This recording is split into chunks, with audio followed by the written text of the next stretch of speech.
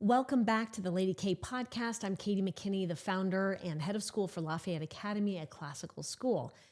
Hope you're having a great week. We are going to chat a little bit more today about why we started Lafayette Academy. I often get this question. In fact, where was I recently? My son and I were standing in line at a DMV, 8 o'clock in the morning, waiting for them to open up at 9, and chatting with a gentleman, and he was chatting with my son about mechanics and cars and all this stuff. And I just was quiet and just enjoying the conversation. And about, 30 minutes into the conversation, he kind of turns to me, he's like, so, what do you do? And so we started talking. And after we talked for a little, 5 minutes or something, and I'm telling him about the school and everything, he goes, who are you? And I think obviously it's unusual for someone to say, yeah, I'll raise my hand. I'll start a school. I'll do something crazy. But we do get this question, why? What propelled you to do this? And the honest answer really is that there was no grand strategy. There was no really big business plan. Although like a year or two after we started the school, they said, well, where's your business plan? I'm like, there's no plan. It's just a conviction. It was something that literally was placed on my heart while I was in church one day, just reaching out saying, there's got to be something better. I knew when I homeschooled our kids that we could find the excellent academics and we could find the excellent character and marry those two together. But oftentimes with schools that I had either taught at or we had our children at, they had maybe great academics, but the character was weak. Or they touted their great character, but the academics were suffering. And I was like, why can we not find a school that does both and that strives to do excellently in both? And so really, as I looked around for options, everything just felt incomplete. And it really just wasn't meeting the vision that I had as to what I was looking for, which was really kind of my homeschooling world, but just souped up a bit. And so this is the outgrowth of that vision of what we did in homeschooling, but now what we're doing at school. So in any case, I just wanted to share a little bit more about that. The kind of things that were missing was that there was, when I taught in public school in California and in New Mexico, I was reflecting on back on that recently. There were I was teaching in first grade, and there were 4 first grade teachers. So we get together like on a Friday and we do, team curriculum programming. And I remember we got to the point where we were talking about science because we all taught, science. And I was definitely not a science teacher, but I was going to teach it. And so, well, what do you want to teach? Well, I don't know. And so one teacher said, oh, I'm good at rainforest and I have all these materials. Okay, great. We'll do the rainforest. And then we studied all the 4 layers, the canopy and, the understory and all of this stuff and all the animals that went with that because there was a lot of literature books. Jan Brett had a great book about the rainforest. And so it was just sort of slapped together. And I do remember the public school. It was a good one in California in Poway School District. And they actually had a phenomenal list of expectations, standards that they wanted us to achieve. But there was no directive as to what curriculum to use to achieve those standards.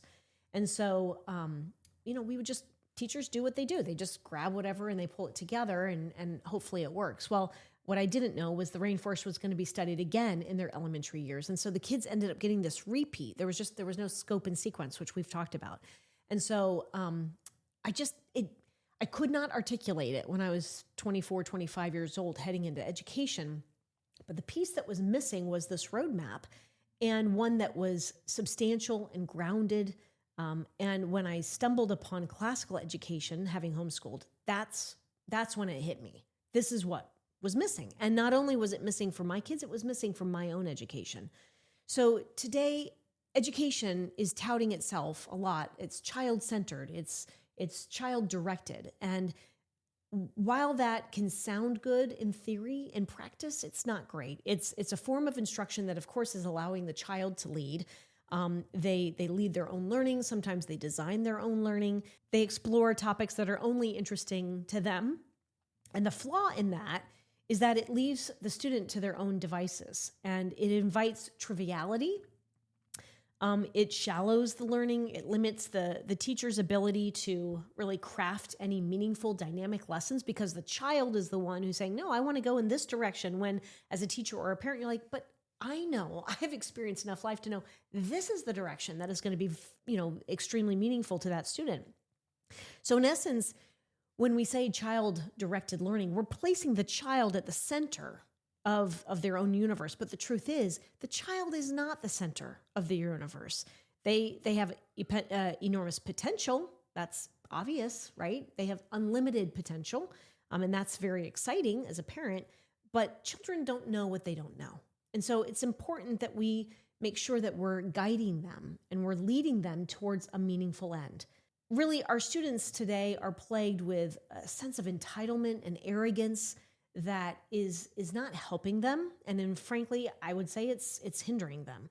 There's been somewhere along the line where we feel, or we have been taught, that education is sort of seeking our children, you know. I don't know. I don't even know if I could explain that, but it's like the child is the one who's always constantly on the receiving end, and the child should be, you know, entertained and filled and all this. When in fact, I would say the opposite is the truth, that we are born as human beings to seek truth, to serve what is already, right? To serve what is already in existence. And in fact, that's why we go back to the ancients, from the people and the cultures of the past, because there was and there still is wisdom that they demonstrated, that they mastered, that is there for us, for all of humanity to learn. I think of it as, and I've mentioned this before, but the best practices of humanity, the best that's been written and that's been said and thought. And that is what we are studying. You know, in any business, you want to think, okay, what's best practice? In other words, what has been tried over and over again, and it's continually elevated until we get to a point where it's like, oh, it's the pinnacle. It's the most efficient. It's the most productive. It's the most harmonious way to do something. So in my thought, I feel it's the child, for a best practice for education, it's the child that needs to give themselves, sacrifice themselves to the learning. It's a very selfless thing to do. And in order for a child to know, they have to come to the table with humility to obviously say, I don't know it all, and I need to surrender to the learning in order for that learning to occur. And that ego, to me, there's such an important piece of education that is all about humility. It's on the teacher's part, it's on the student's part. And both of them need to come to the table. The teacher obviously has a specific lesson they're guiding the child towards, but there may be moments where the child will bring something to the table. And there needs to be a sense of, to me, a little bit of a dance, wherein sometimes if the teacher doesn't know it all, they can be a great example to say, that's worthy of us researching and going and finding out more. And that can be a very magical moment when the student recognizes, oh, the teacher is still learning too. The teacher is sometimes the student as well. We don't want to get too far into that. Modern education basically says the teacher is more even just a coordinator, if you will. We're not going that far. The teacher is not the coordinator. The teacher is the director of the ship. But there's something to be said that we need to surrender our ego at the door and enjoy the journey, both of us. So to that end, I do believe a student needs to discipline themselves to the service of surrender to the knowledge. And that discipline has to come from within. They have to be self-governing themselves enough to be able to suppress fear or ego or arrogance, whatever it is, suppressing that so that they can come to the table with the humility to be able to receive the knowledge that is there for them to receive. And of course, the thing that they are studying is not within. Everything that we are studying is out there, and we need them to understand that so that they can chase that. So, you know, the ancients, our philosophical titans that we refer to, I feel have something to share with us. And in Aristotle's Ethics, he makes the point that anytime art or creation is involved, there's a hierarchy to that. And it leads to what we know as these high things. Again, I think is sort of that best practice. And there are things, for example, if there is a bottle, is an example that I've heard been used. You take a bottle and you have a bottle because it contains water, let's say, and the bottle is used for drinking. And that's a good thing because when we drink water, we have our health. And you need your health. If you don't, obviously that's a negative because you can't do things unless you have your health.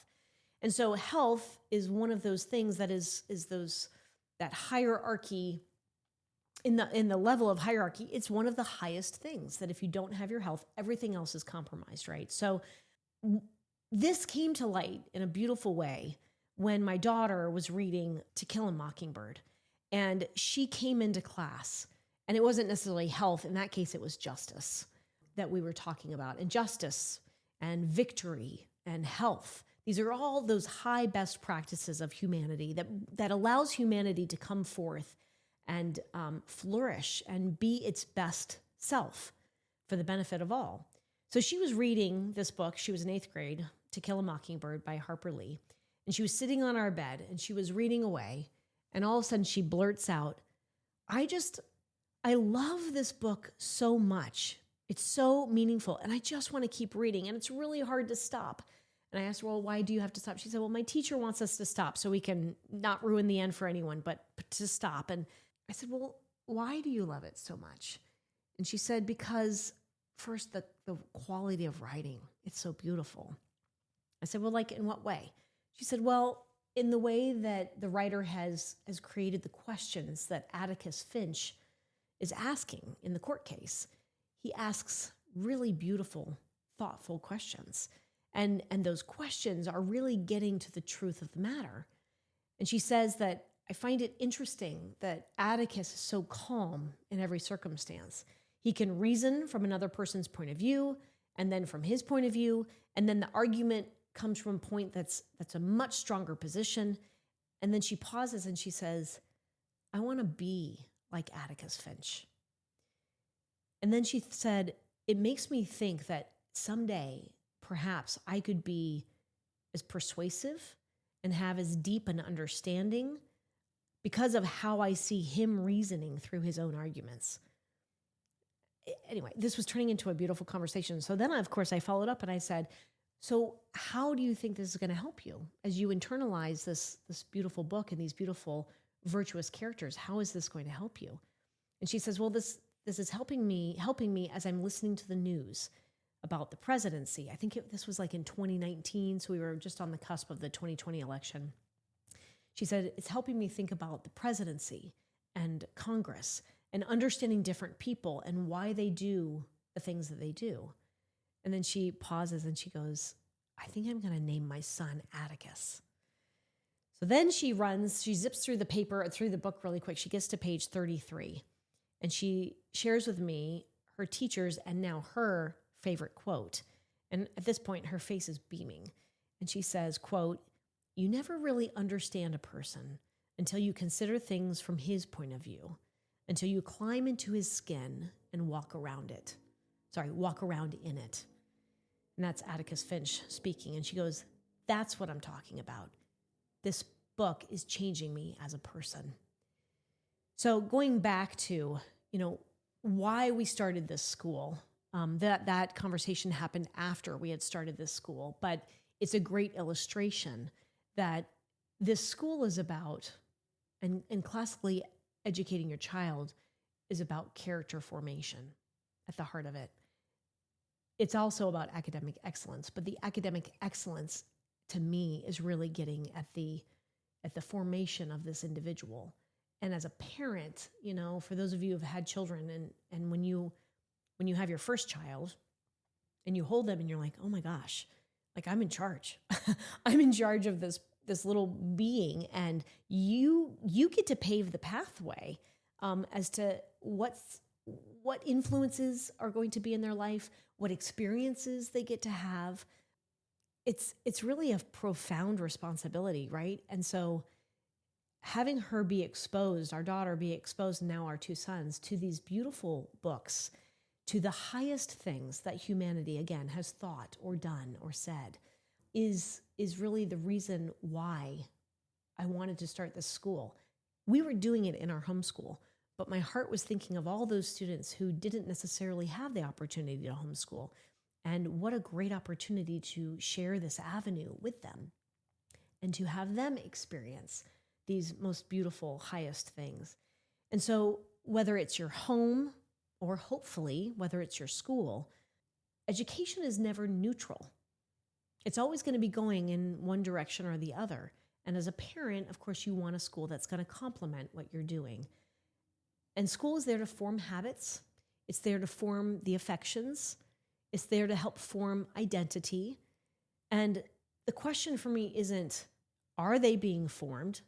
That is a no-brainer. That is the case. They are being formed. The question is, into what? And reading books like To Kill a Mockingbird, our daughter was being formed by the words on those pages. And I was gratified. I was inspired by what she was being formed into. That's why this school came to be. And it continues to impress me. It continues to inspire me, and my husband for that matter. We wanted a formation that was intentional. We wanted a formation that was going to influence, not be influenced. And it's an ordered way of prescribing an education. It's time tested. This is not experimental, which unfortunately I feel modern education is. But in the end, we didn't start a school to compete. We started it to anchor our children in what is good and what is true and what is beautiful, and where expectations are clear and authority is respected and excellence is normal. And I feel that if we're doing this right, which she's already now graduated, she is a sophomore in college, and more kids are graduating, more kids are coming up. I feel if we do this right, our graduates won't be just impressive, but they will be steady. They will be hard to manipulate. They will be capable of leading. And that is why we started a classical school. Thank you for joining us.